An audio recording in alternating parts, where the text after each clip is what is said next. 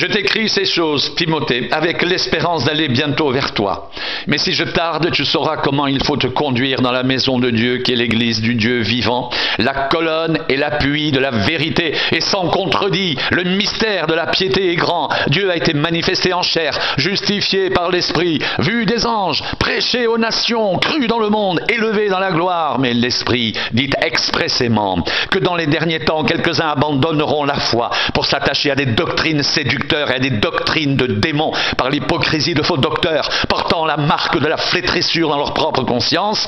Ils prescrivent de ne pas se marier, de s'abstenir d'aliments que Dieu a créés pour qu'ils soient pris avec action de grâce par ceux qui sont fidèles et qui ont connu la vérité, car tout ce que Dieu a créé est bon et rien ne doit être rejeté pourvu qu'on le prenne avec action de grâce, parce que tout est sanctifié par la parole de Dieu et par la prière, en exposant ces choses aux frères. Tu seras un bon ministre de Jésus-Christ, nourri des paroles de la foi et de la bonne doctrine que tu as exactement suivie. Repousse les contes profanes de vieilles femmes. Exerce-toi à la piété, car l'exercice corporel est utile à peu de choses, tandis que la piété est utile à tout. Elle a la promesse de la vie présente et de celle qui est à venir. C'est là une parole certaine et entièrement digne d'être reçue.